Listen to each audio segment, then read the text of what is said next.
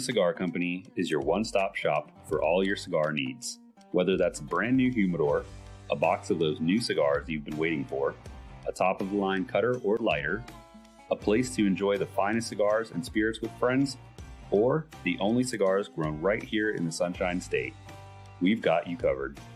Come visit one of our retail locations for the ultimate cigar experience. Visit us online at coronacigar.com. How about that cigar? Well, how about that cigar? Ladies and gentlemen, welcome to the Corona Cigar Studios for episode 222 of How About That Cigar Live. Thank you so much for watching live on Facebook, live on YouTube. And for those of you listening after the fact on the audio podcast, guys, thank you so much for making How About That Cigar a part of your regular audio podcast rotation. And what a beautiful night we have here in Minnesota. It's actually wonderful outside. I mean, we may even open the big door. Ooh. I don't know. I did now. It's a little too chilly. I got my jacket over here, but yeah, we can do it. So yeah, guys, take just a minute and share us out with your favorite Facebook cigar groups. Let everybody know that we are live. Join us in the comments too. As always, let us know what you're smoking. Let us know what you're drinking. And it's going to be a cool night. I'm excited for this. So am I. It's going to be good. I got a wonderful friend coming on. Yeah. It's kind of good looking like myself, but yeah, right on. First of all, before we start talking sports, yeah, how about we bring in our fabulous producer? Absolutely. Justy Smokes. Absolutely. I put an S on that because you're so super. Super. All right. What's going on, guys? What's up, bro? You know, it's life is good. Yeah. Life is just good. Life's busy, but it's good. It's good to be busy. Yes. I'd rather be busy than not be. Life is good if you're a Viking fan. You had to you just went right to it, didn't you? That's the only thing I'm negative on is when it comes to the Green Bay Packers losing and Minnesota Vikings winning. Yeah. But my Jets lost too. What about? I was going to say. I mean, if you're gonna be that way about it, how about your Jets? How'd they do? How about them Jets? It was like a baseball score, 6-9 or some shit like that. Yeah, that was terrible. It's killing me. Yeah, the Packers. The thing about the Packers game was it was a good game. It was competitive, but the defense. Oh my God, the Green Bay defense is just.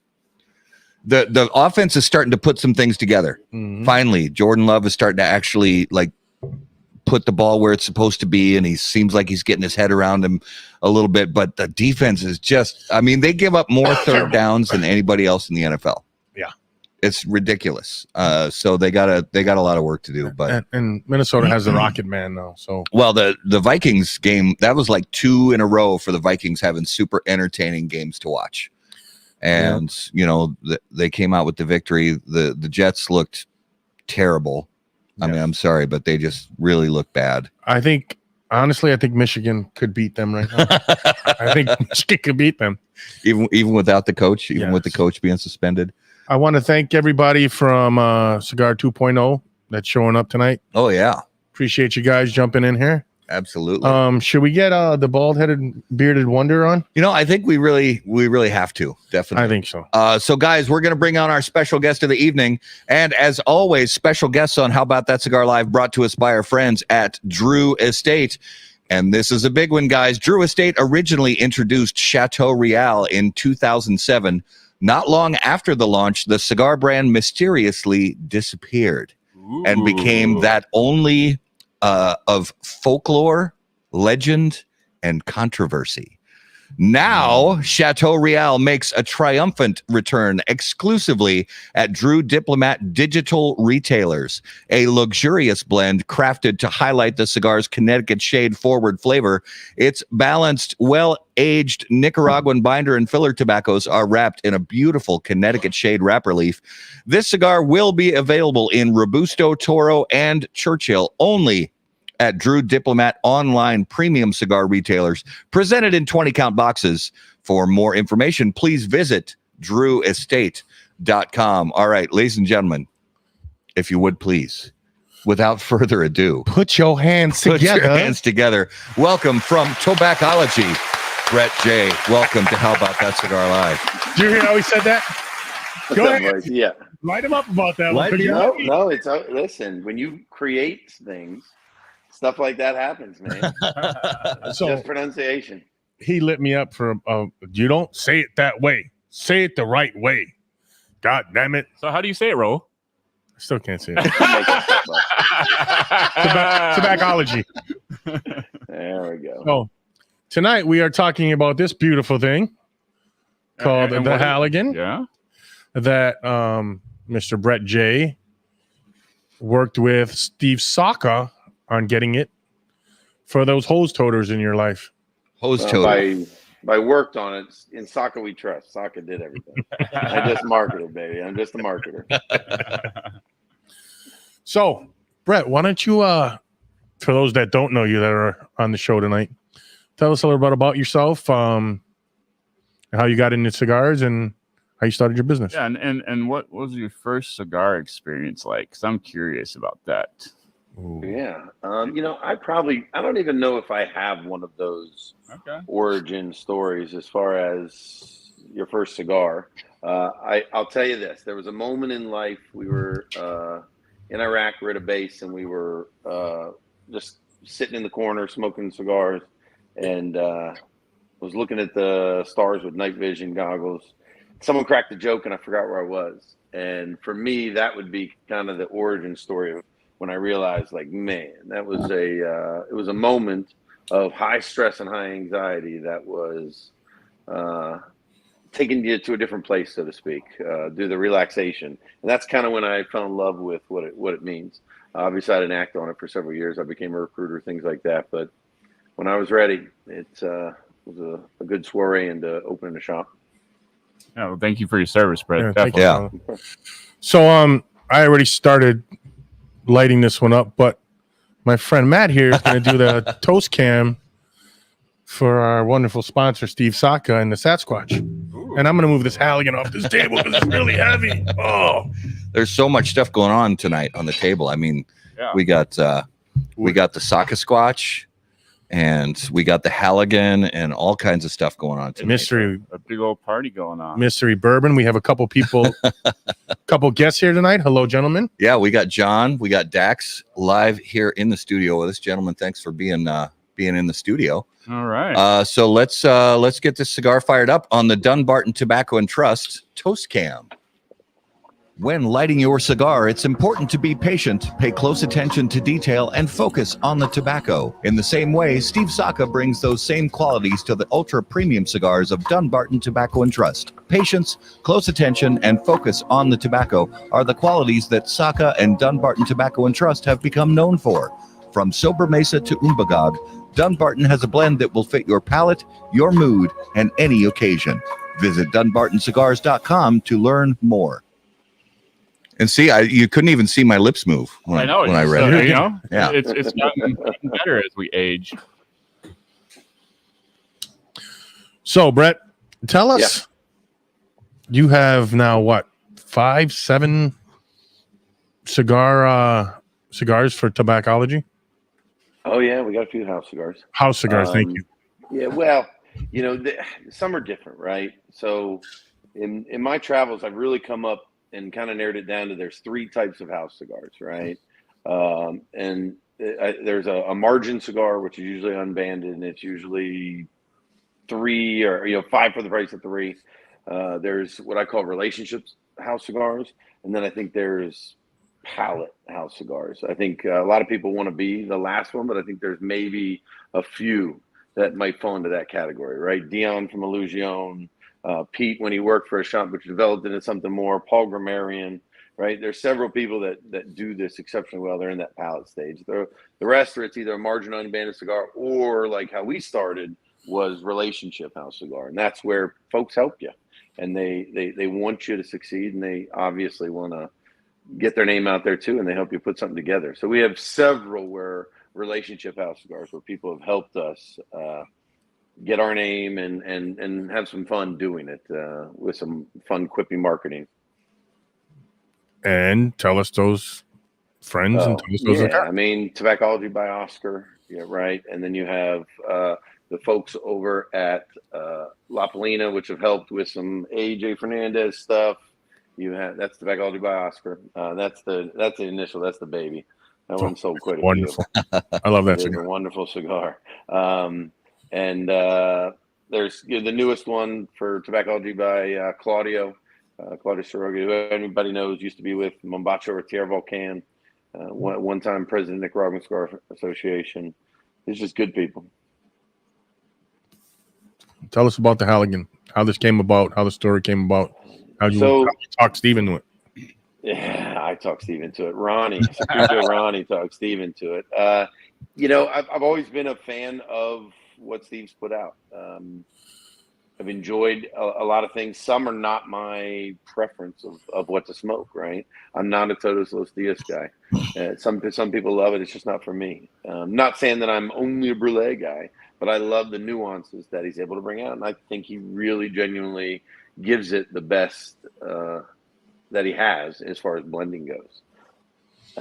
For me, it was just support of the company, and it was really seeing who those companies support. Because when you support a company by selling their cigars, and you can move cigars because you have several locations, it really becomes a part of who's in their community. So I started looking at who's in the Dunbarton community from the other stores they do exclusive with, right? Small Batch, Ronnie at Secreto, and Boys up at Rockies, and you just kind of buy in, right? That's what we ask for people to do with the shop is I want you to be a part of the community. So when I'm going to support a brand, I want to do the same. And you look at who that has he done those for, and you support them. And for me, it was buying the U-boat and doing a video where I'm playing Battleship and, smoking the U-boat. It's just being funny. It's adding your little touch to help them succeed. And that stuff gets noticed. And it got noticed, and it got brought to me, and I was pumped to move forward, obviously, because it's essentially a genuine gift that you can use to market yourself and the company as well as the brand that you already support and are part of the community. How'd you come up with wanting to be the Halligan, and tell me some of the story about that? All right, so when you say how did you come up with it, we have to go back to how things work at Tobaccology. There's something that we call the flow chart. And the flow chart is essentially if an idea is proposed by Tobaccology or one of its employees and it's a good idea, it was my idea. If the idea proposed was bad, or maybe we don't act on it, maybe we do, and the result is bad, it was definitely one of the employees. So the halogen was definitely my idea, and it was a great. That's Plumber there on the side. He was, but there's a lot of guys that are in this industry that either were formerly part of firehouses or currently support things like that. And for us, it was a good fit.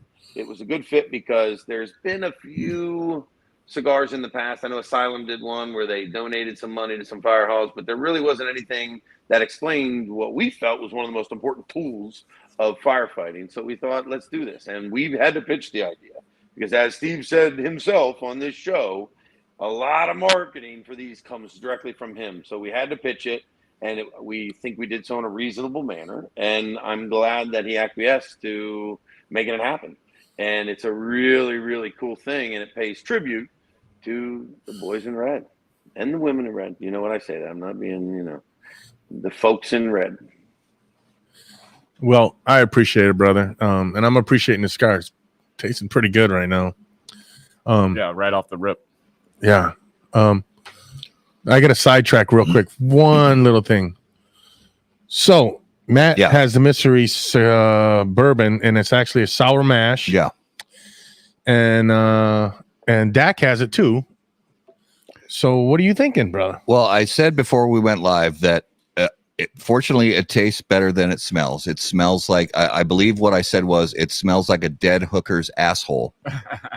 But it actually tastes quite nice. It's got a lot of sweetness to it, a lot of depth. The texture is decent. It's not super thick and syrupy like I kind of tend to like, but it's got good texture to it. The color's great. Just that aroma is no bueno. But sour, is it Michter's? No. Okay. Dak, you can post your comment on there. What you think it is? All right, getting back to you, and you are a connoisseur of bourbons also, but you are drinking water tonight? Yeah. Yeah. I stopped Yeah. at Wendy's on the way here. Didn't get a soda, so I just had to give me a bottle of water. So as I housed a 10-piece and a couple junior bacons, just drinking the water, what's left, you know. Oh, I hear you there. I'm a mayo guy. Are you guys mayo guys? Oh yeah. Oh, yeah. Oh yeah. Some people are not mayo guys. Man. Yeah. See, I'm not a There are ketchup some guy. I don't like nice ketchup mayo at all. Good Yeah. to me, ketchup is only good as an ingredient to make barbecue sauce. That's pretty much the only thing I use. I'm a Pittsburgh guy. That's Heinz. Oh, is yeah, home, yeah. man. Yeah. You know. I like mustard. I had White Castle today. Me and one of the Chiefs, I stopped by and to grab that Halligan. Oh man. We had White Castle for lunch. And we're in close quarters. I'm going to light you up soon. I can feel it rumbling and tumbling right now. Thanks so much for the warning. Dude, not cool. It's going to be one of those nights. So, Brett, let's talk about community and what you've built at Tobaccology. I met you about 3-4 years ago at one of your boils, or the boil.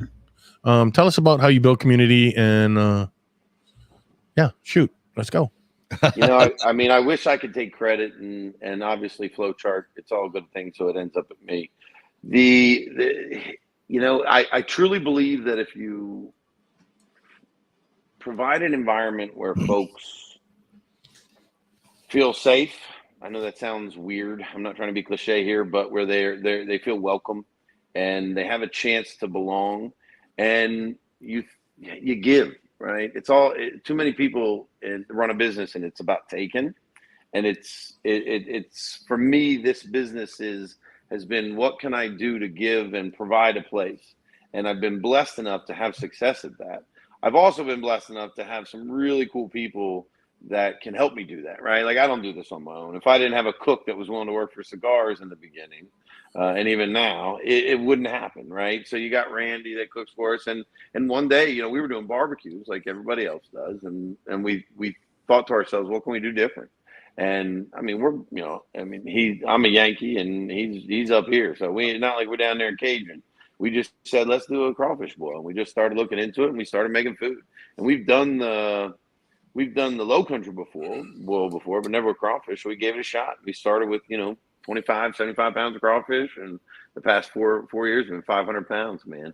And we've been blessed to have folks come out and join in. And as far as the community goes, it just got to have fun, right? Like, we do a big Lebowski event. I just want to see how many grown people I could get outside of how many grown people I could get outside of Halloween to dress up and come drink White Russians with me, right? So we don't do it every year, but every few years, and we used to go to a bowling alley afterwards and reserve lanes, and now we do Wii bowling in the shop. So for me, it's about, when I say it's about giving, and it's just creating an environment where people want to be a part of, and people want to truly, and there's different groups that have come and formed and been a part of it and left and are a part of it, and then there's the whole crowd like yourself that are just Mike November, Minnesota Nights, that just you meet and you're immediately like, these are my people, and they're gonna come and they're gonna come experience it, and we want that. We want what this is really about to be who we are, and it's fun like that. So really, it's just been providing a place where people can come do that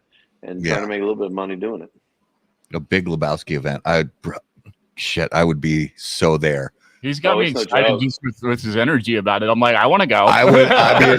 Go listen. You got to go look at the pictures, man. On IG, no, I have. Back. It's no joke, man. We have a lot of fun.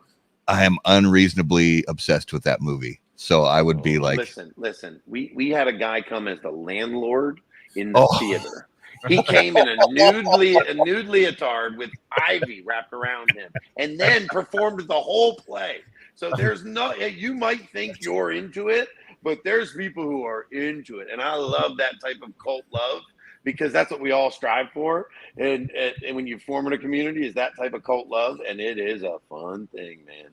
It is a fun thing. God, I love it. You have some of that cult love coming for tobacco. I mean, you got some of that. There's a lot of us that love you, that we order from you. You're the only person I order out of my brick and mortars around here.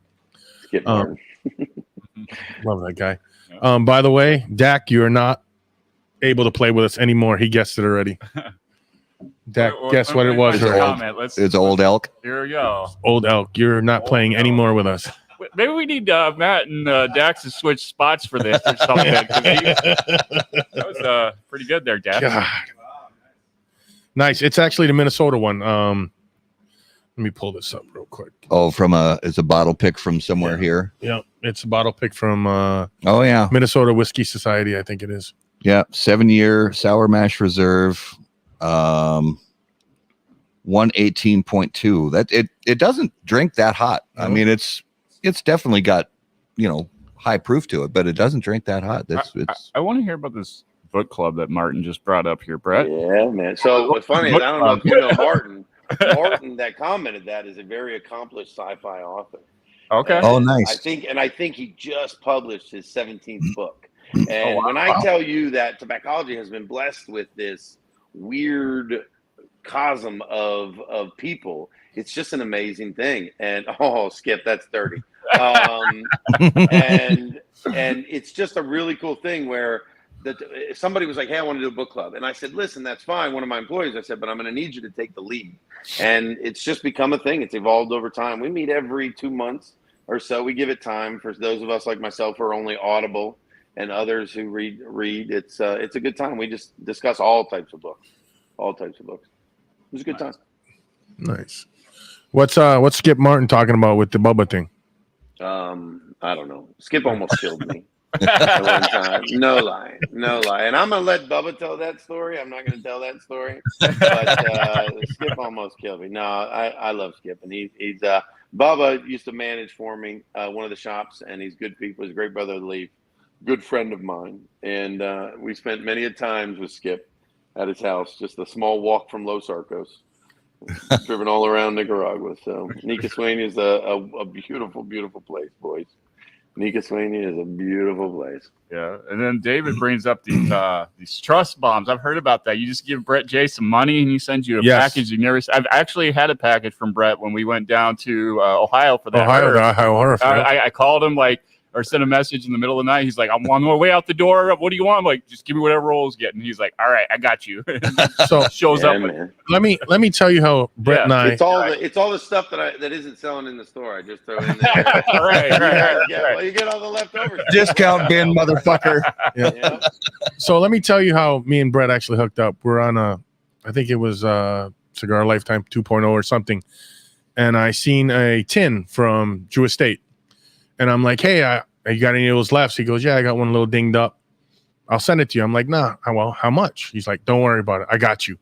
And then he said, if I can ever help you out later down the line, just tell me what you're smoking and I'll send you a package. Well, I didn't fucking really smoke anything. I was just getting into it, trying to figure out what I liked, what wrapper, what Vitola. He sent me a bunch of different stuff. And then we started narrowing down what I like smoking. And he's one of the reasons why I have 6 fucking coolers at home full of cigars. And my wife thanks you. And he says, I'm a dealer, baby. I'm a dealer. And he said in Saka we trust, but I think everybody else that's in Brett J we trust, right? That's right, baby. And that's something I don't take for granted or take lightly, because there's humility in this business is lacking in a lot of places. And that, while I love that to be true, I'm still learning too. But that being said, I enjoy what I do, and I try to find a good group of good people who make cigars. And I love to support the people who are genuine. And those are the brands which I try to, like I mentioned earlier, bring into this community, my community, as well as getting involved in theirs. Brody just put something up. Send Brett money, you win a prize. Win Brett prizes. Yeah, and it's true. It allows me to put all the stuff that isn't selling. I told you, it's great, man. It's great. It's awesome. Now you're gonna get messaged like 10, 12 times now, 15, 20. Hey, buddy, would you put one together for me? But it's fun to do that, and I've done that with shops before too. But also, my wife and I do this thing where we'll go to a bar that's known for having really good mixologists, people that really know how to put together a good quality cocktail. And we'll just say, can you can you just go off menu and make me something? And a really good bartender will say, just give me like 2 or 3 things that you like a lot, and I'll build you a cocktail around that. And you could do the same thing with a tobacconist like yourself, Brett, where you can just, if somebody who actually gives a shit like you do and cares about the products and cares about the community can do that. Just put together something that, you get 1 or 2 pointers from your customer and then you do the rest. And I think that's cool. I think it's fun sometimes just to roll the dice, because more times than not, you're going to be happy with the product. Yeah. Yeah, no, it's fun. Well, and it allows a little bit of more customization. There, it's essentially all it is a glorified cigar of the month club type thing. For those that send money regularly, it's just on a bigger level, right? It really is with a little bit of guidance, because we've tried that and everybody does it. And I do it with another company I'm involved with. It's just a lot of not monotony, but it's really an informal way of being a tobacconist. Not that I'm against it. That's not what I'm saying here.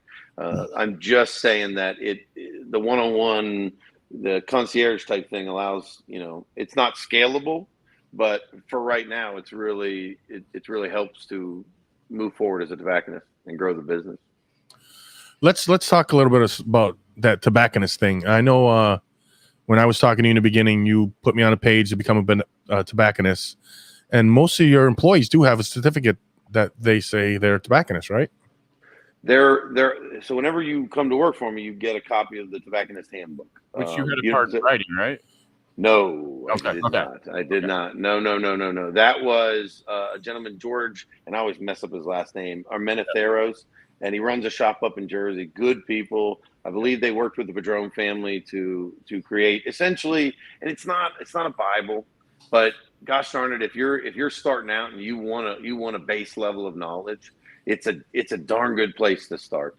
And what I like about it is the what you talk about, the cigar retail tobacconist, CRT, the CMT, cigar master tobacconist, or the CCT, which is cigar consumer tobacconist. It gives folks the opportunity, whether you're working or not in the business, to really get a grasp on and learn a little bit more about this hobby, whatever you call it, right? The mental yoga that we do, the hobby, however you describe it, it gives you some knowledge, and it's a real neat little baseline. So yes, all my employees get that, but not all have taken the test. You do have to work 500 hours before you can even qualify to take the test. But it's you can find the Tobacconist University handbook online on Amazon. They have it. You can buy it, soft cover, hardcover. You can go to the site too. Yeah, that's where I got it off the site. Yeah. And they give you a bunch of information on that site too, which is awesome spot.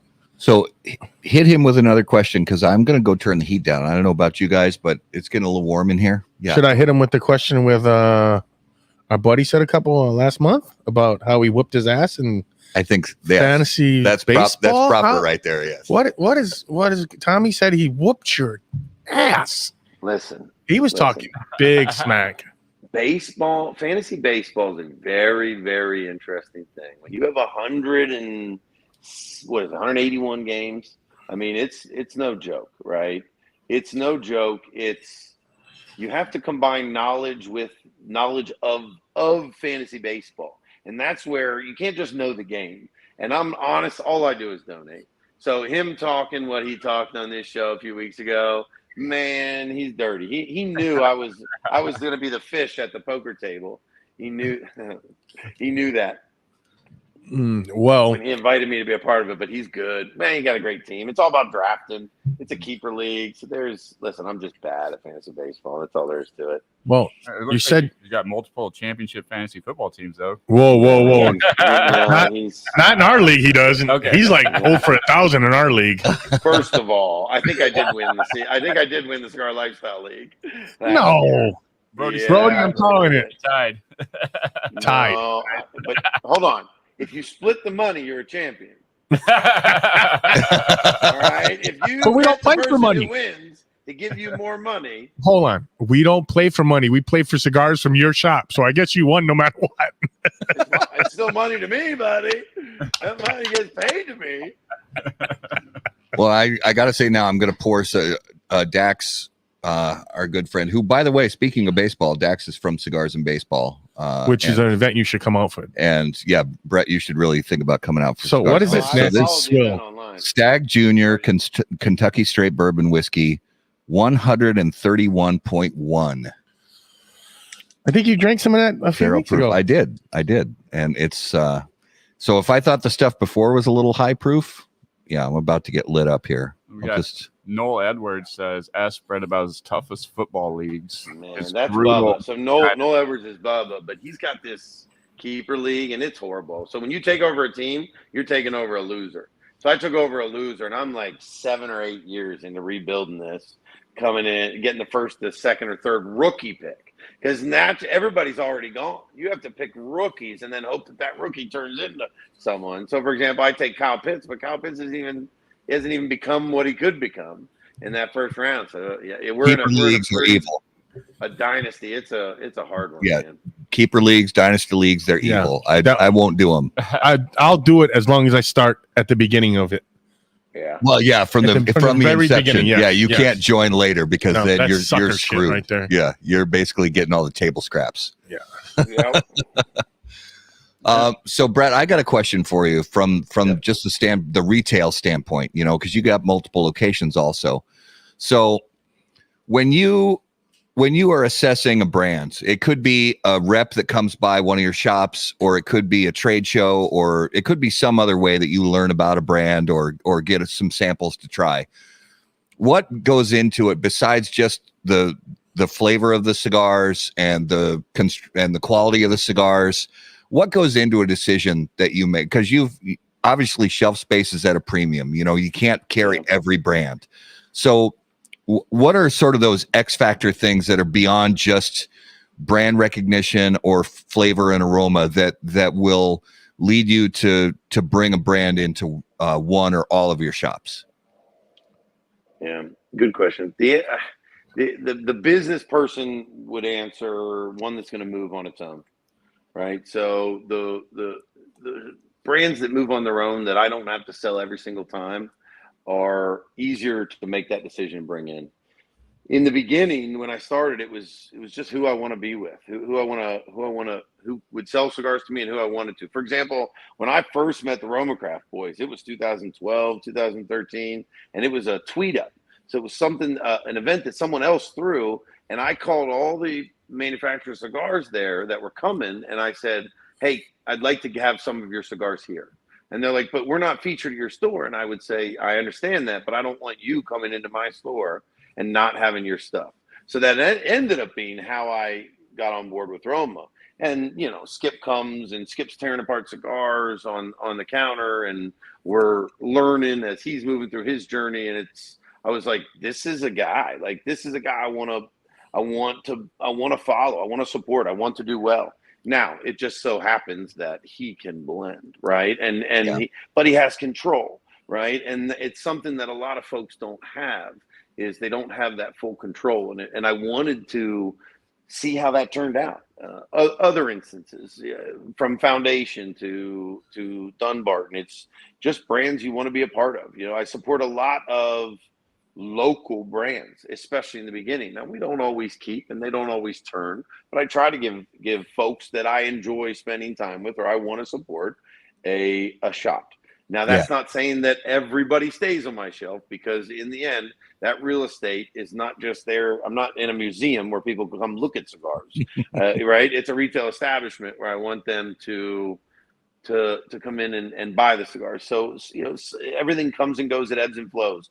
But if I can help people grow as well as it turns, and I can build the customer base, and I enjoy spending time with them, and I have respect for them, then it's easy. Yeah. And that does happen too, where you bring in a brand and, you meet a young, some young brand owners who you really just want to give them a shot, and you give them a shot and you give them the shelf space, and it just doesn't work out. And it sucks, but at the end of the day, after a certain number of months or whatever, however long it is, you say, look, I'm sorry guys, but it's not me, it's you. And, we gotta move on, but it happens. It does. Yeah. Who's Yeah, one of? I want to know. Sorry, but like somebody had asked Brett J about the vault, and then somebody else also brought up this vault that we really need. We don't need to talk about the vault. What is the? We vault? don't need to talk about the vault. Okay. So the vault is just every shop owner No, has it. no. Every shop owner has it. It's just it's your collection, right? It's your stuff that you enjoy. You know, for me, it's stuff that I enjoy, and I wholeheartedly believe this, that if you find a cigar that you enjoy smoking, you should go and buy a box or two.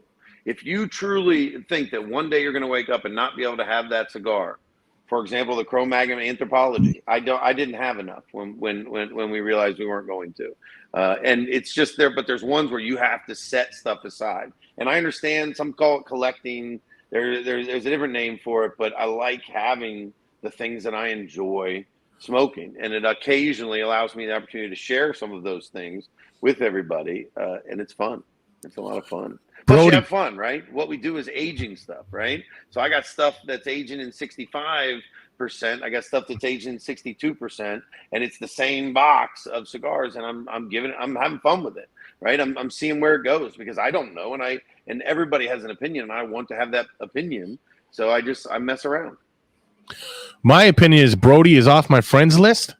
He's not supposed to bring about that. He's not supposed to talk about the vault. That is for selected few, and I happen to be one of selected few. Well, Dax brings up the vault, the quote vault at Casa Fuente. So if you've been to Las Vegas, you go to Casa Fuente, you go in the humidor and you ask for a certain cigar. If you look on the shelves in the humidor at Casa Fuente, and there's a certain cigar you don't see, and you ask for it, and they say, "Oh, we don't have any of those." So you're like, okay, you buy some other stuff, you go out, you get your drink, you sit down, you smoke a cigar. 5 minutes later, you see somebody else walking out with the cigar you asked for.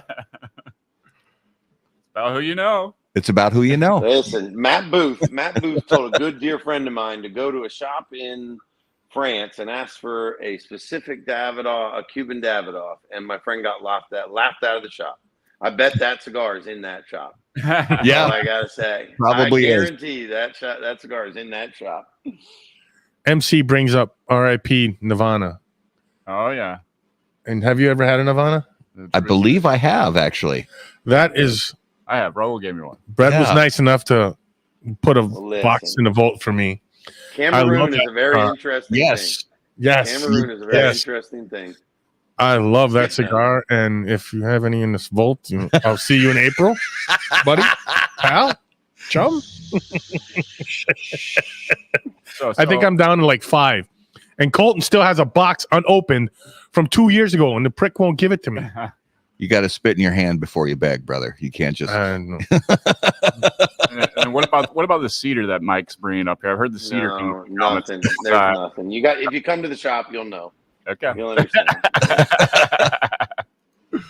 Well, I want to check in on the Halligan because I'm really liking this cigar a lot. We got Secreto in the house. And Ronnie. Oh boy. Ronnie, how you doing, brother? It's I like this cigar a lot. Yeah. I mean, just regardless of, you guys know I don't bullshit. This is a good cigar. I really like it. There's some similarities to one other Dunbarton cigar that I won't name, and I'm not saying it's the same cigar. It's not, but there's a similar aroma on the retrohale from on this cigar that I get from another Dunbarton cigar. But it's also got some other stuff going on, and I really. This is your first, right? It's my first Halligan, yeah. So I think we've had this discussion. I think I know exactly the cigar you're talking about, and it's not. But we had the same discussion about one of his core line. Well, do we want to bring up? We had that thought.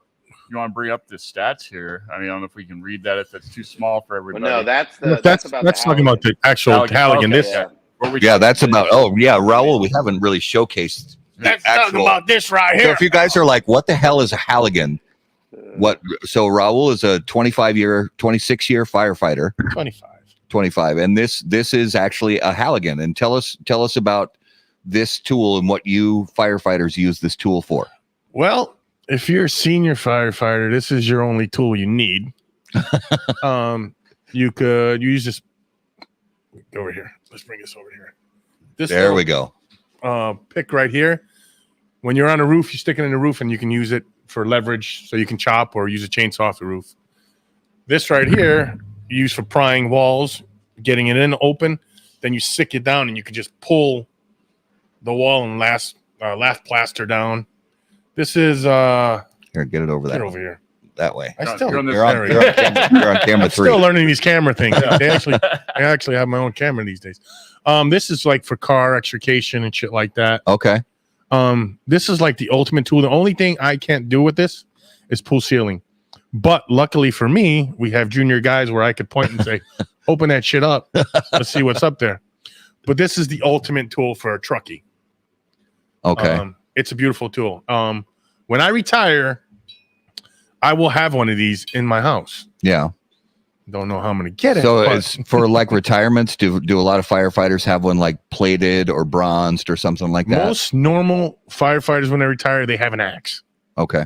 And they got an axe, and they got the years they served embroidered on the head. Yeah. Whatever. I don't want that. I want one of these. Wife, if you're watching.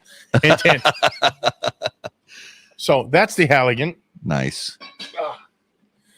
And that picture you took with the jacket and the helmet and the Halligan on, I will be talking to our friend that does the paintings, and I will be getting one of those.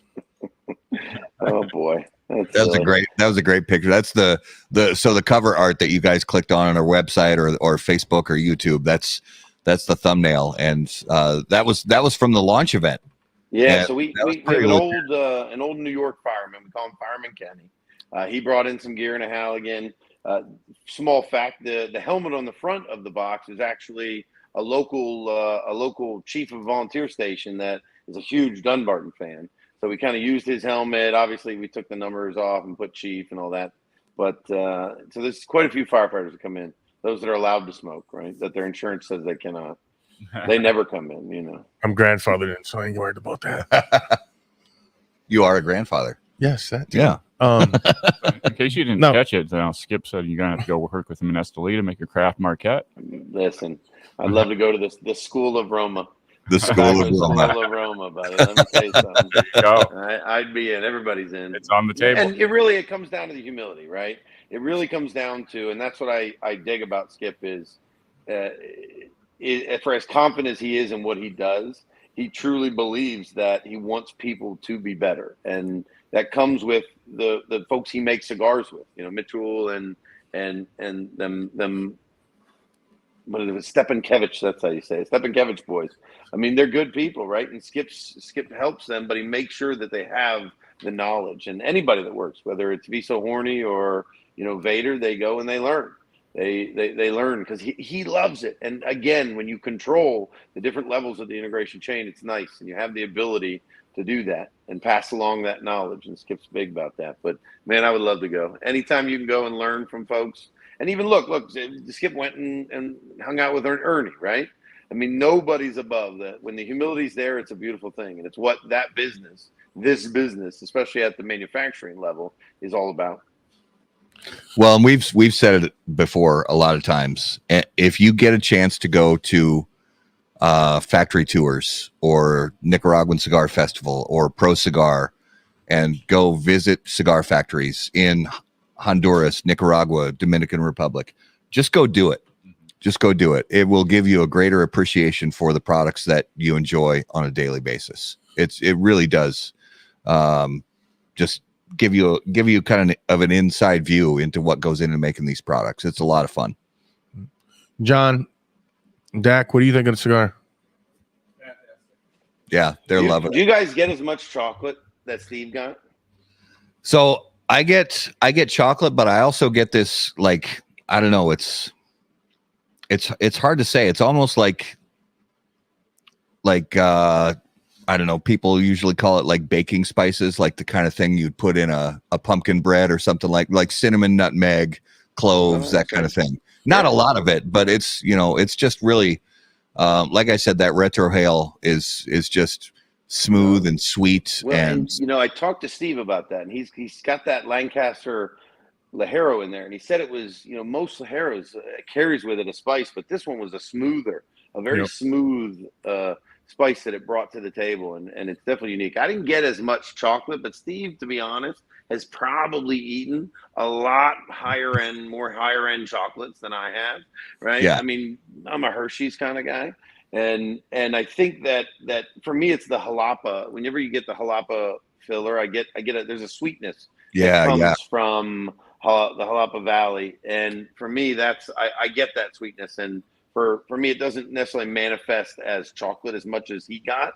But again, I'm not contradicting Saka's palate. It's just, for me, it's definitely a sweetness and I get that sweet cedar type of baking spice you're talking about. Yeah, I love that. So I have a question for you. Yes. Is it time? Is it time? Sure, let's do it. What time is it? I think it's time. I'm just wondering. I mean, I have one more question. You guys. Yeah, I have one more question. Yeah, go for it. Actually, it's about 3, but one. Yeah, actually, it's about 3. Since you're so close to Mr. Skip Martin, when are we going to come out with Tobaccology blend? Well, Skip just invited him. Yeah. I mean, basically. Yeah, that's what I'm thinking. He invited you to go make a blend, so you need me to help you pay for the ticket? Yeah, we'll help you book the ticket. We'll get you down there, brother. Just listen, if that opportunity were ever to present itself, I would never say no. Just know that the respect and the loyalty is there. He's saying, we did Witchcraft, which was a release, but Skip obviously blended that completely, and he gave me the heavy one, by the way, to ship, the one wrapped in metal.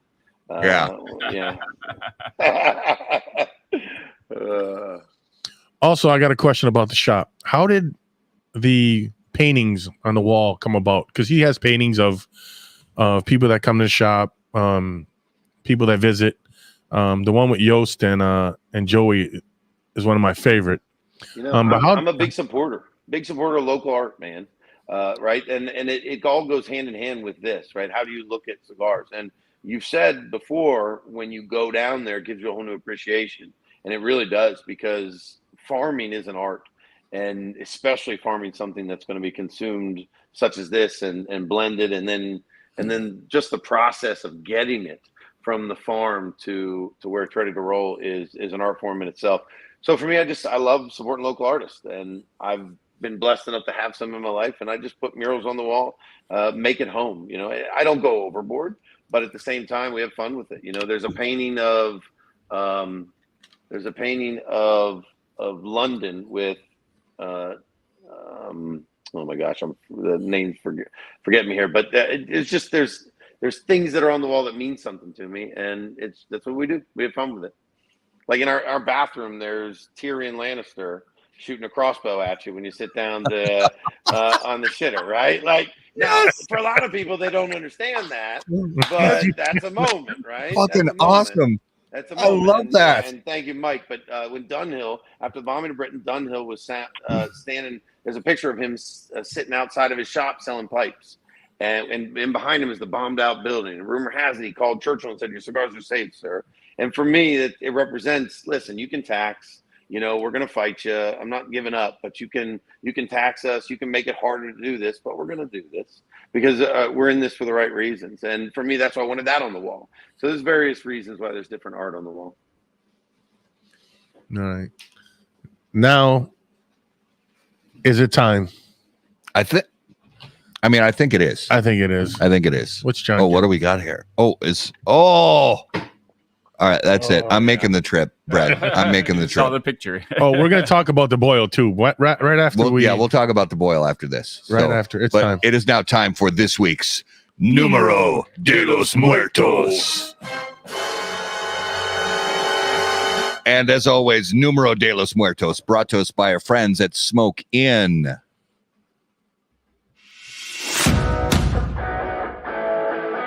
I'm Steve here with the GOAT to tell you about Smoke Inn's Cigar of the Month Club. Every month, I personally handpick 5 premium cigars. Another great feature is our Double Down Club. With a simple check mark, you can get double this great selections every month and save $10. Every month, there's a special discount code where if you like any of the selections, you can get them at a special discounted rate for our Cigar of the Month Club members. We've made it super simple. All you gotta do is log into your account. There's a little green button there. If it's green, you're active. You want to take a break going out of town? Simply hit the button and you'll deactivate your membership. We get the stuff out on the 28th of every month. Our membership bills on the 28th, and we get every member's package out on the 28th if it's a shipping day. All delivered to your door for $34.95. 5 great reasons on what makes Smoking Cigar of the Month Club the best club out there. Check it out. Peace. All right. Sorry, guys. Numero de los Muertos, episode 222. So this one, I got to grab my phone here so I can pull this up. Everybody knows how to play the game, right? So it's my first time. These are it's first time. Explain it. So Explain to him. weird and unusual ways or places to die. And the number. we play, and I'll give a number, and Brett and our viewers and Raul and Justin and actually Dax and John we all get to play 20 questions, or you guys all get to play 20 questions to try to decipher and break down. And this one is not tonight. It's not a cause. It's a place or a set of places. Is it fictional or is it? It's real. Real. It's real. Are we So on the real train? we're on the real train. Yeah. So the number is between 120 and 140 people per year. And these stats go back to about 2005. Okay, so Skip wants to kick it off with In a Closet with a belt around your neck. 120 and 140 per year. Ain't that how carroting went? That's probably pretty close. That's probably pretty close. Or- Niagara Falls. No, we already did that. No, we did Niagara Falls. What about Okay. Port to John in the desert? It's not a Porta John in the desert, not a waterfall. Okay. I mean, I suppose waterfalls could be. Is this like an actual city location? No, though, or what? there's various locations. Okay. What about Skip says in a porta potty? No, you said no to that. Or Not a porta potty. So these locations are all there's a similarity to all these locations, but it's all in the United States. Is it Justin's beard? Hey. Oh, it was hardcore. Sorry about- about that, buddy. Like a movie theater or something. With an ice pack acting out moving scenes. Is it a business? I mean, I guess technically, Business location. I guess yes, Okay. but most people don't think of it that way. The El Camino. The El Camino, That's my guys. Just the back of a Volkswagen. Back of I bet more people than 140 die in the back of a Volkswagen every year. about on the toilet with a crossbow. Hey, that's just one, baby. That's Mountain climbing. I mean, it's possible that's involved, Okay. but Okay. it's not like it's not a direct. Manholes. No, Is it like skiing? it's possible also that's involved, but not Okay, super so- likely. So is it in the mountains? Mountains could be involved in some of these cases. Yes, Okay. White we're House. looking more for locations. Location, the It's White not, House. Not the Playboy Shh, Mansion. no the one White ever House? talks about the White House murders. Not the Okay. no. Power plant. Tino in the house. Yeah. Shit. What? We'll go back. Hold up. I got to scroll back up. What the hell was that? Which one? A tragic pegging accident. Oh, Plumber. we got it. What? Skip Martin, Skip Martin. National Parks. National Parks. Yes, Skip Martin with the win. All right, so between Isn't there a correlation to places where there's caverns and caves? That I is think normally where so. those deaths happen. So between 2005 and 2014, the average was between 120 and 140 people died at national parks each year. And when you break that down, the vast majority. So what would you say the cause of death was for the vast majority of those deaths? Dumbass is getting trampled by moose or Freezing. buffalo. No, Hypothermia. no. Standing on. Oh shit! You broke your phone. Just broke my Standing on a glacier. drowning. Drowning. Okay. So that's the number one cause. The Whitewater sec- rafting. The second most prominent cause of death at national parks is vehicle accidents. Oh, okay. The third is people falling. The next is, sorry, this is a little dark. Suicide. Oh, okay. Didn't realize that. Yeah. I can see that. And then we have unspecified/other. That's the moose trampling. That's the moose tramp. Yeah. Then we have avalanche. And then we have pre-existing condition, heat exposure, cold exposure, and wildlife to round out the bottom 4. Well, at least there's somewhere pretty. Yeah, I know. At least, hey, Exactly. at least there's somewhere beautiful, I guess. Yeah, I guess. But that was this week's Numero de los Muertos.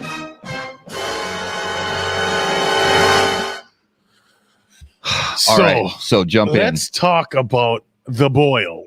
The boil. The boil. The world-renowned boil. Yes. Yes. Okay. Tell us about it. I mean, how did this thing get started? You did say something about your friends. He was cooking for you for free and all that at first, but where did the idea come from? Where did let's put some crawfish together and smoke some cigars come from?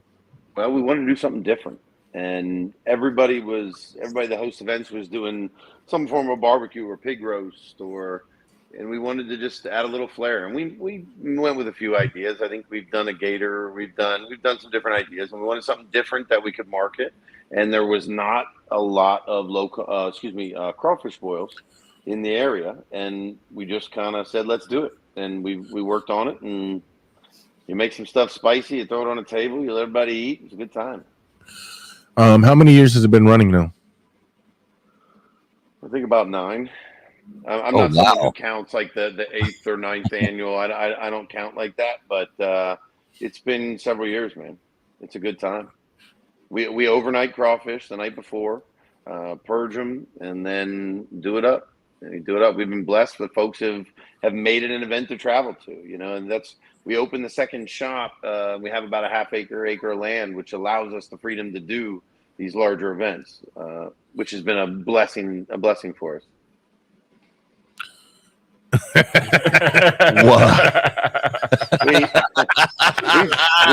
We filmed some pretty funny videos for this in the beginning to try to pump it up, and one was where we went down on one of the Civil War battlefields, and we were just putting on a show. So if you want to go back to some of the early Tobaccology IGs, you'll see some pretty good videos. So I got to bring up this comment Brody's got on the screen right now. I teach people how to peel every year, and peel it. Eating the way that you eat your crawfish is very important. Yes, it is very important. That process dirty, baby. It's dirty. You got it. Yeah, it's a lovely, dirty experience. It is, and it helps to have a true Cajun. We've had several over the years. That you always get we'll see if it's a real boil. You always get that, and then that person literally stands at the table for 4.5 hours, and Brody's one of those people, and just eats, and it's a great time, and we try not to disappoint, and it's a good time. It's a great time. I have not had. All right, fuck it. I'm going. Let's go. I'm going. How about that cigar trip out Seriously, there? Go do a live show or what? Just we're sitting here in a garage in Minnesota, and just talking about this, I could actually smell the boil. I could smell the Old Bay or the andouille sausage, the potatoes, the andouille sausage, and andouille sausage, and the potato, corn, spice. We have a few breweries come. It's man, it's a great time. I think Minnesota's in. We're going. That's it. We're going for sure. It. But oh man, what else is going on there? What else do you have there? Something like, is there something you throw, or is that crawdad? Is there something like that? What else is going on there besides just eating crawdaddies and smoking cigars? We've paired up with Drew Estate for that event. Drew Estate is a good fit with that, Drew Estate and Hoya, because they have a little bit for everybody. And it has allowed us to scale that event with just that company, because they do have so many choices. But we have a cornhole tournament with trophies. There's usually, in the past few years, I brought an axe throwing. We're in traffic cone. We got to talk about that. Stuff happens. Well, Halligan throwing. You should do Halligan throwing. It's all type of safe activities Safe. that you can do Yeah, and not harm yourself because insurance costs money. So you got to do a breathalyzer before you throw the axe. No, No. there's no breathalyzers here. So last year we have our buddy from up north, Colton, who actually played against the owner of the company and smoked him. Did you know that? Brody taught him some shit. I'm not Brody, excuse me. Colton taught him how to actually do an axe better. Yeah. I don't doubt that, man. You guys are, man, Minnesota's a very strange place, buddy. You have very strange place. You have no idea. Listen, I do have an idea. I got Uper family, man, and it's a strangeness that is to Wisconsin and Minnesota and Upper Peninsula Michigan. It is. I mean, look at Ronnie. Even this inner city Michigan is strange, right? Yeah. Like, I mean, it's one of a kind people up there in the Great Lake region. And being from Erie, Pennsylvania myself, I am a part of that. So just the Appalachian side. As somebody who was not born in the upper Midwest, I grew up in Indiana, but then I moved to Wisconsin for many years. And then I've been in Minnesota for about the last, almost 30, but you're old. I am old, but people who were born and raised in Minnesota sometimes make fun of the movie Fargo. They say that's not realistic. That's not how they talk. Yes, it is. Damn it. Yes, it is. As somebody who was not born here, somebody who's been around a lot of people who were, especially people who were born and raised in actual, not in the Twin Cities area, but up in northern Minnesota. Oh, yeah. That is how they fucking talk. Yeah. I've only been here since 2007. I can attest. Yeah, that is how people talk. You don't know what you're talking about, eh? To bring it to this industry too, we've seen a change of taxation, which has brought a growth, right? And huge. It comes to how I ended up meeting Raul and realizing and recognizing it very early that as soon as this happened, it was awesome what opened up for you guys up there and gals. But it's just been a great thing to witness how taxation, when it's not so harmful and egregious, how it can grow an industry. The coolest thing is, and our one of our favorite lawmakers, state lawmakers here in Minnesota, Jim Nash, he has taken us through the numbers, and because they have all the hard data, by lowering our tax rate on premium cigars by 85%, tax revenue on premium cigars increased 20%. So they actually are getting more tax revenue because people are buying more cigars in the state of Minnesota. And I just want more states out there to get the memo that they're, if they just lighten up on some of their citizens a little bit, they're probably going to see some good dividends from it. So we need some more Brett and more Jim Nashes in the U.S. Yes, be pushing this stuff, right? Yes, the retrohale on his cigar is fucking phenomenal, isn't it? Oh yeah, it is. It is phenomenal. I love it. Yeah. And if you were, when feels good. Steve gave me two choices, and I hadn't smoked them. He just gave me two Vitola choices, and he even agrees. He said you chose the right one, and got lucky. Again, in Saka we trust. So tell us, if we're going back to the Halligan, which I did, but tell us how many boxes you have, how close to selling out are you? How do people get them? Where do we get these things? How do people get them? Well, listen, the way it works is you really don't have any control. You have discussions, but when you're a virgin like we were, you just are kind of along for the ride. Whatever they were comfortable making us, they made. It was somewhere around 300 boxes. And then what he does is he's kind enough to make bundles, which allows us to use them. I say us, obviously Ronnie's pretty much the gleaming example of that, of to use the bundles to sell more core and get the blend out there. We have almost sold out. We have a few left, but we are waiting to make sure all the shipments land before we make any of those available. And I saved some because there's a lot of requests. Firefighter, my daughter's marrying a firefighter, his whole family's firefighters.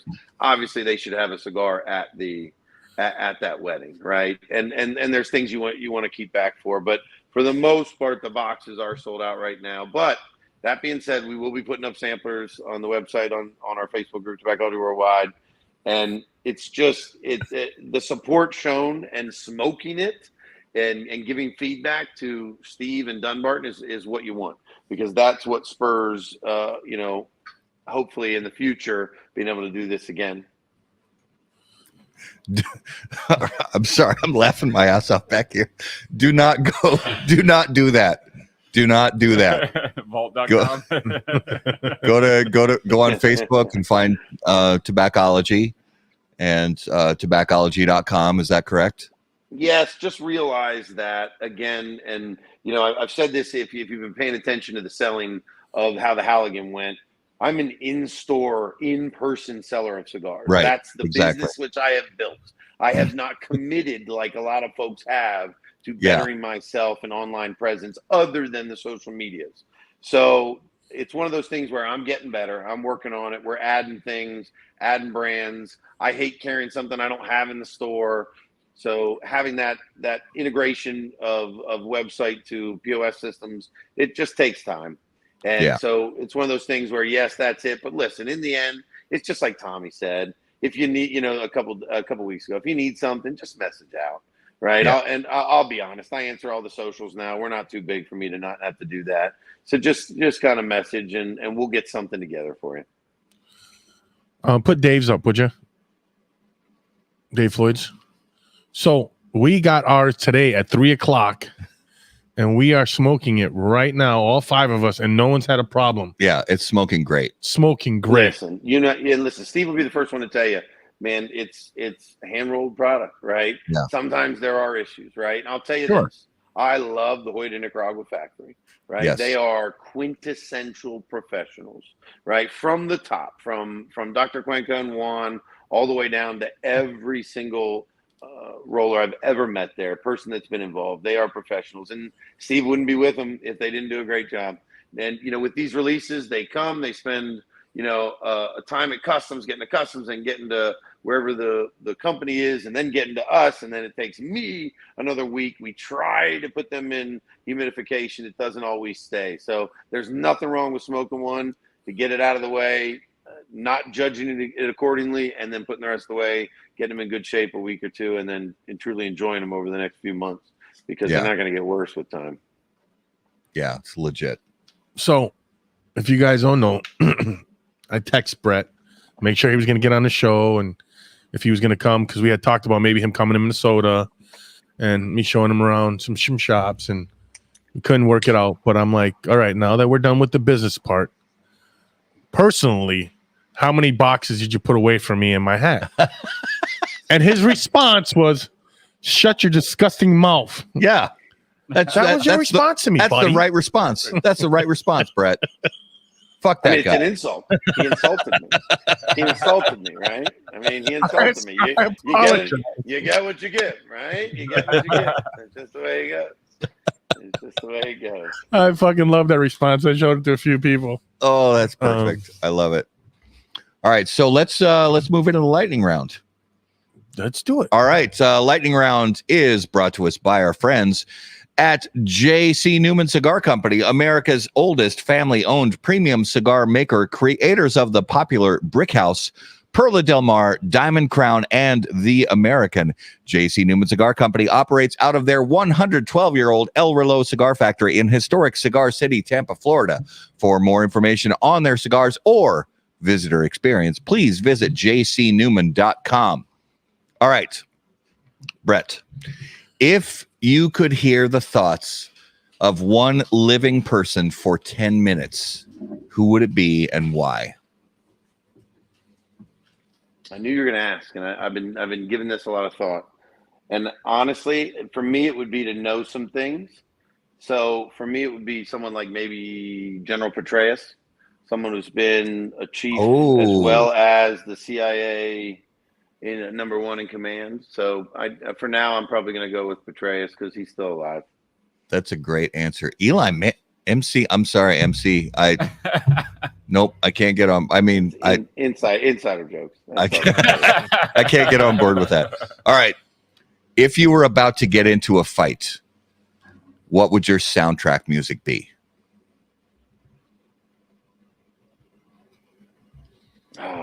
I don't know. I'm so excited. I'd be so excited. So To get in a fight? yeah. Yeah. You don't have. Let me ask you a question. Have you been punched in the face before? Yes. Look at his face. Yes. Many times. I know. Right? I mean, it just there's an adrenaline that comes with it that you just Yes, there is. can't. You just can't replace. And it's been a long time. So I don't know. I mean, obviously, I like the Simples, the Tommies, the Enter Sandman, but I don't really have a theme song because I'm just going to be pumped up. Honestly, for me, it's going to go black anyway. So it's going to be just dull noise. So for me, there is no soundtrack. I want pure silence. You ever been in one of those? You want to been in one of those pods? One of those sensory deprivation pods. I used to, yeah. And it's an egg, and you lay back in salt water. That's what it's like for me. I worked at a place where they had one of those sensory deprivation rooms with the soundproofing cones and everything, because they would test engines to see how loud the engines were. And if you were to go in that room, and it's one of those rooms where like you literally, if you're in there for more than like 5 minutes, you start going crazy with the lights off. I mean, it's like the silence is deafening. That's it. Like that too. I want to go in one of those tanks someday. Nope. No, dude, the voices in my head would drive me fucking nuts. Shut up. I have a good relationship. So it wouldn't be a bad thing. Justin. Well, hold on. I want you to do the fast food question first. Oh, so what's the Brad? We don't have to only do 3. We can do more. Yeah. So, what is the most overrated fast food and the most underrated fast food in your opinion? And we know Brad loves fast food. I do. Yeah, I mean, you just made a run. Fast food. I did. The most overrated fast food would probably, to me, be majority of people's French fries. The majority of the company's French fries are overrated. To be honest with you, I'm going to say spicy chicken sandwiches are probably the most overrated. If I got to pick one thing, right, not a type of fast food, I would say probably spicy chicken sandwiches are overrated to me.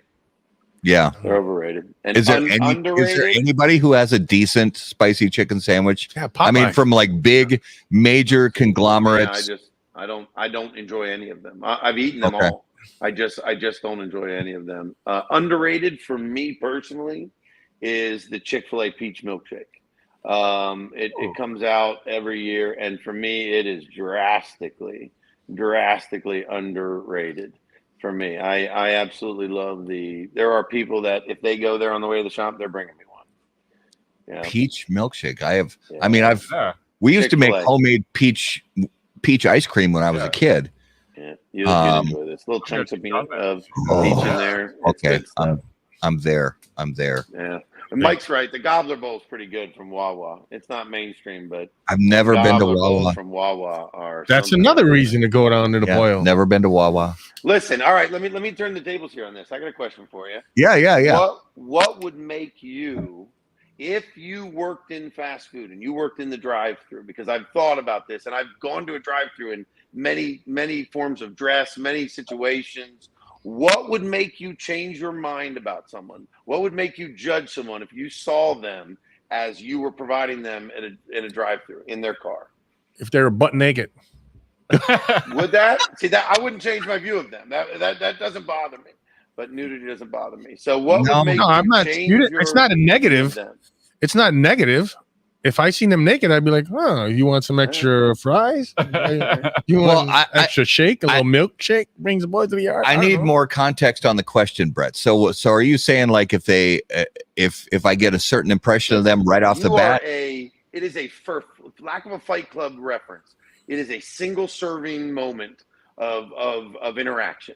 Right, you judging. It's all first impression. You're working at a drive-through. You see hundreds and hundreds of people every week that come through there. What's the thing that you would see that you would be like, "Oh, it could be good, it could be bad"? What's the thing you would see that you'd be like, "Damn"? All right, so I got it. So when they pull up, what's playing on their stereo in their car? Ooh, okay. And if it's like you know, if they look a certain way, or they got a certain vibe themselves, but all of a sudden they're playing like I don't know, like smooth jazz or like I don't know, audiobooks about philosophy on their car stereo, then oh yeah, I'm immediately the script is flipped upside down. Yeah. Okay. Put up Dave's one real quick. Which one? This one?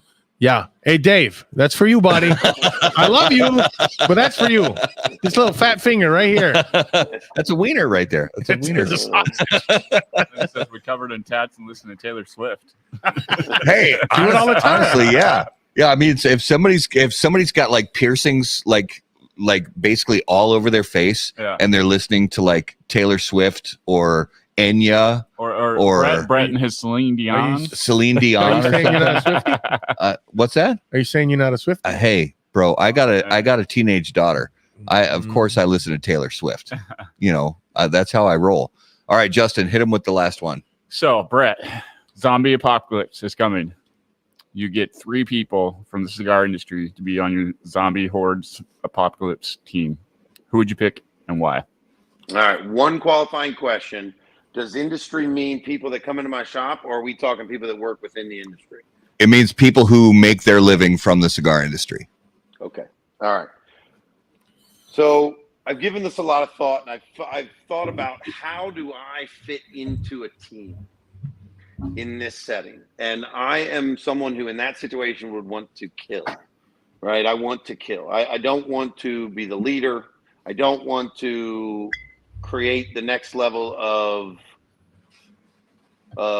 growth and run the children of wherever we end up. So I'm going to make my list accordingly around the fact that I want to do what I want to do.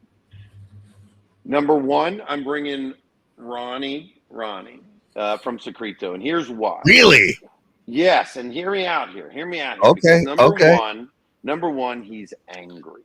He's deep down, seated inside his soul. He's angry, right? Now, and I can relate to that level of anger. I like that. And I love him for that. But on top of that, he's funny, as well as he's just a guy who can sell anything. So if we have to sell the community, if we have to barter anything, he's my guy. You know, right? He'll be my guy. He'll be my guy. You got me. I'm on board. I'm on board with that pick. Now, that's good. Number 2, gosh, I've really thought about this a lot. Number 2, I'd probably say I want to bring someone like, you know, it's weird because you need someone who can run the whole darn thing.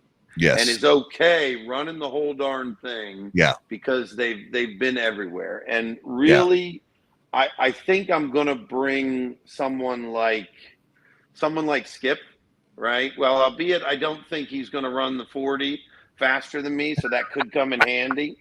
I do believe that if we need to fill a team, I think he's going to fill a lot of boxes on that team, from leadership to being able to organize the whole darn thing. And then honestly, the last one, it could be anybody. The last one, it truly could be anybody. I'm going to leave that one open because there's so many people for different reasons. But that's kind of what I'm thinking. I want to give you one wild card too, because you were talking about people who don't necessarily, like maybe some of your customers or people who don't work in the cigar industry. I want to give you a wild card. Yeah. So, because it seems like you had somebody on deck in your mind that you were thinking of, from maybe your customer base or something like that. Yeah. Yeah. I mean, we got a recon guy. He runs one of the largest bail bonds companies here. And he's the guy. Yeah, he's the guy. He's the guy. I mean, he's just, his stories, you know, there's so much, but he's that guy. Everybody who comes in the shop knows what I'm talking about. And he's that guy that you'd want. He's that guy, you know. I wish I could be that guy. I'm not that guy, you know, but he's that guy. And hands down. We got a few of those guys too, right? We got some 18 series that come in the shop that could fill that void. There's several guys that have a mix of anger and professionalism that you'd want in that situation. Well, if he's a bail bondsman, he's on my list. Yeah. I mean, those people have seen some shit. I'm thinking like that. What's that guy with the blonde hair that? Oh, bull, yeah. Dog the bounty Yeah. hunter. Dog the bounty hunter. I'm thinking that kind of guy when he's talking right now. I promise you, he's not that guy. Much scarier. Much Yeah. scarier than that guy. All right, let's jump into this week's Notable Smokables, brought to us by Luciano Cigars. Notable cigars, notable passion, notable purpose. All right, so Brett, each week we all name a cigar that we smoked recently that was notable to us. Now, this could be a cigar that's been on the market for decades that we smoked for the first time in a long time, or a cigar that's brand new to the market that we smoked for the first time ever. So what is something you smoked recently that really caught your interest?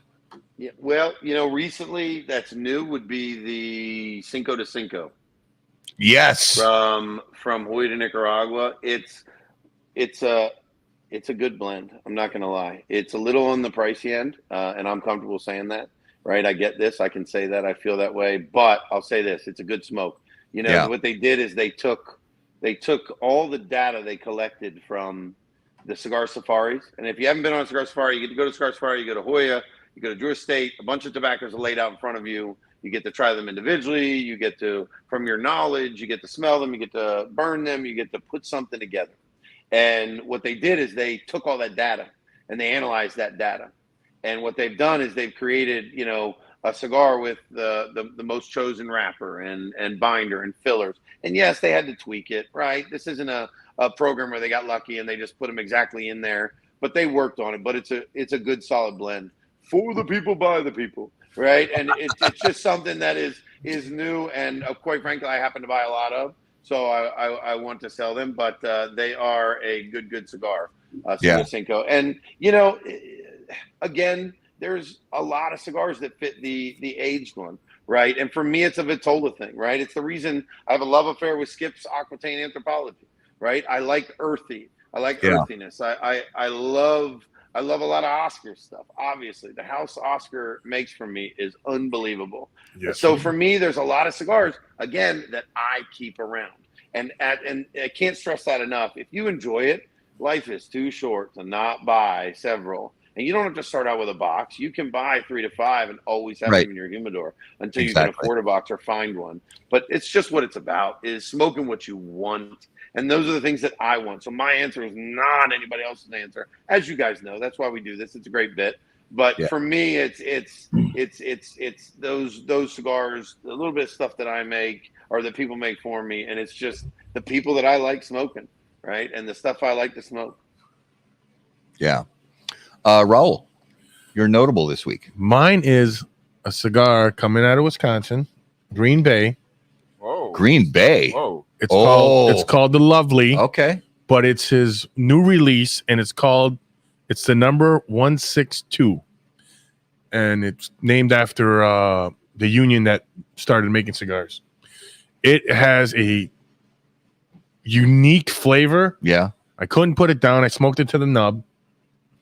And I was very impressed with it. And that's mine. Very cool. It's the one with the green label. Justin, what about you this week? This week, I think my most notable for the week was the Dissident soapbox that I had from an event like 2 or 3 years ago. I'm grab that one today. Yeah. It was good. It's even better with age. So yeah. Nice. I have a couple of them old ones. Yeah, I was cool with with them. Before them. Yeah. We drove out to the Midwest to visit a few shops. Like I needed to see Christian Hudson there in Springfield, just for him and his wife. Like I had heard about it, and I was like, I'm going out there. I want to visit them Outlaw Boys because I thought there's a lot of respect there. They're doing their thing, and I stopped and saw them Dissident Boys. That shop they had that was on that golf course. Like the golf course pulled right up. It was silly, but I got in the Dissident limo. They're good guys. And I don't know too much about the new owners, but the old guys. Good people. I have one left. Yeah. Of the original, the old Dissident block. Okay. Yeah. In the Lancero size. This was the soapbox from back then before Cinnamon took over. So it was one of the last events before they took over at Ramsey when I met you, I think, around then. Yeah. Well, that was still when Ben Holt had it. So that was still like the new. Oh, okay, got you. Yeah. But back in the day, Gordon and I don't remember the other guy's name, but yeah, when they had it, Gordon's good people, by the way. And Gordon's a super cool guy. Mm-hmm.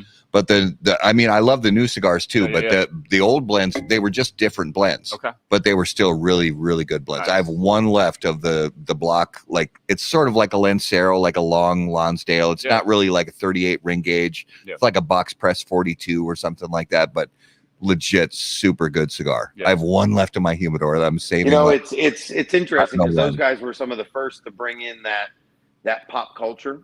Yeah. That you see a lot with Pravada right now. And what he's doing. It was, if you looked at what they were doing with the gaming look, and it was unique. Well, not unique, but you get what I'm saying. It was unique in the sense of bringing that my age pop culture to the industry. I mean, it was a cool concept where the foot band says press start, and then when you're done smoking it, you take off the main band, and on the back of the main band it says game over. It was cool. It was fun. I like that. Nice. I'm going to put our in-studio friends on the spot. Dax, something you smoked recently that you liked a lot.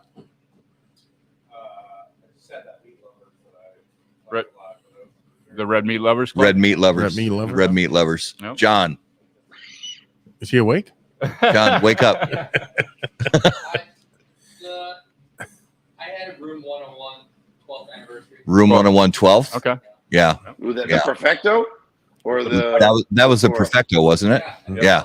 That's I still the new one, the 14th. I cannot stop smoking those. I cannot stop smoking them. They're so honestly, good. I have not had, and I carry Bout. Incredible I've gotten so cigar. Consumed with the end of the year being what it is for me that I haven't really dove into. You need to smoke one tomorrow, brother. That 14 is incredible. What's your notable smoke? So my notable was a lovely gift from you. So you went to Lazona-Palooza with Hector and Jack and all the wonderful people at Espinosa Cigars, and Hector threw a bundle of 10-year-old 601 green labels at you. I'll bring you one. And the cellophane was like the color of a hooker's asshole. Yes, it was. No, but it was I still have the cello. I kept the cello. The cellophane. The cellophane was the darkest brown cellophane I've ever seen on a cigar. It looked like it was fake. It did look like it was fake. But the cigar, I mean, we smoked it pregame when we had Hector and Jack on the show a couple weeks ago, and after 10 years, that cigar still had so much spice and depth of flavor. It was ridiculous. Yeah, we smoked it last week. Yeah, they were on the show 3 weeks ago, right? Man, some of their initial stuff was brutal. Yeah, brutal strong. Yeah, incredible. It still had bite to it and everything. 10 years old, it still had a fucking nice bite to it. It really did. I'll bring you one in April. Yeah, I'm okay. I said I'll bring you one in April.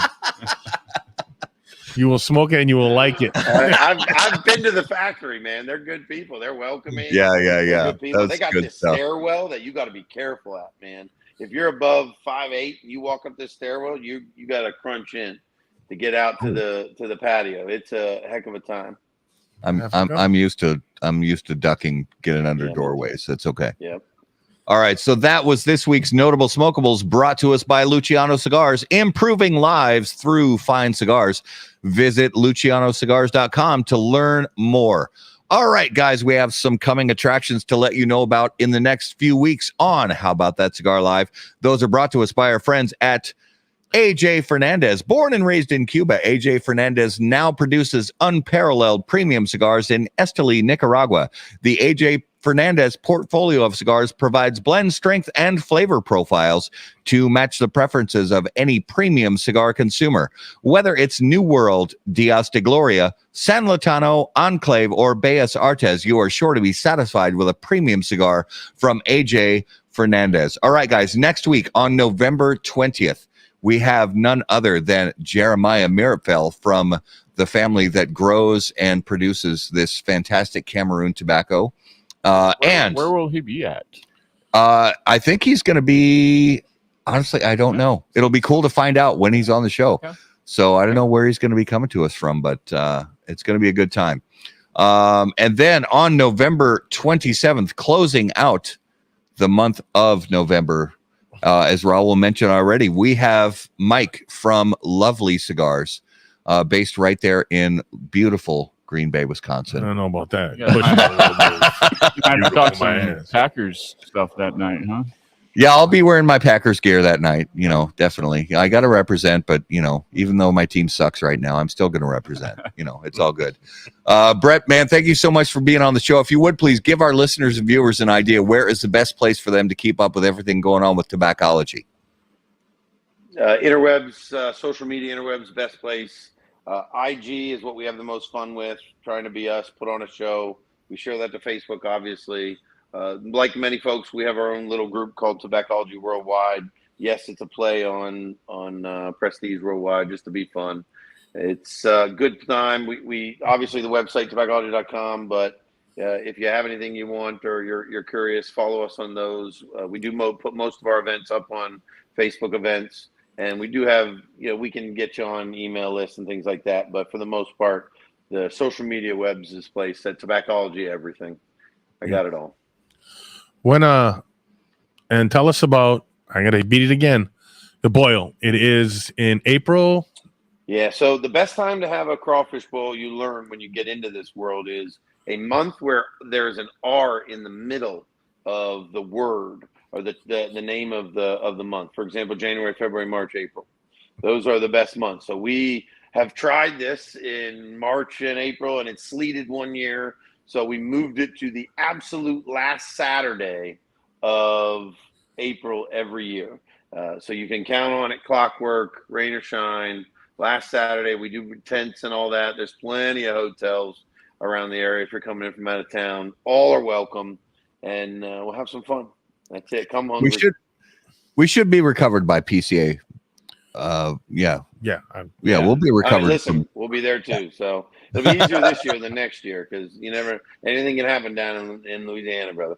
Mm-hmm. Oh yeah, Anything next can year. happen in New Orleans. That's a whole other ball of wax that I gotta work out one of these days soon. But no, man, Brett, brother, we had a blast tonight with you on the show, man. Thank you so much. Appreciate you, brother. Happy you decided to do the show. Absolutely. And listen, I appreciate what you guys are doing, and you're making it fun. And I want you to know that we're watching. Thank you, brother. I mean that, and it's fun to see the growth that's happened. And keep it genuine, keep it you, keep it real, and above all else, have fun with it. What you guys are doing, because it matters and it shows. Right? Just keep having fun, and thank you for doing the Hidden Gems series. This is big for us small shop owners. Because it's hard. It's hard, with the level of advertising we can and can't do. It's hard to get it out there. So I again thank you very much for my whole team, everybody, Prem and Plumber and all the boys and all the girls that come in the shop. We appreciate you. Yeah, thank you, brother. Thank you, brother. So for all our viewers and listeners, guys, thank you so much for watching How About That Cigar Live. Whether you're on YouTube or Facebook, take just a minute, click on all those beautiful buttons, the subscribe button, the like button. It really does make a difference for us, and we thank you guys so much for it. If you're listening on the audio podcast, make sure to give us a big, fat, beautiful 5-star rating, because that also makes a big difference for us, and we really do appreciate it. If you have questions for any of us, you can email us on the website, howaboutthatcigar.com. Be sure to follow us on all your favorite social media outlets. On all those, you'll find us at HBT Cigar. And of course, until we see you guys next time, burn cigars, not bridges. Thanks, guys. Thanks.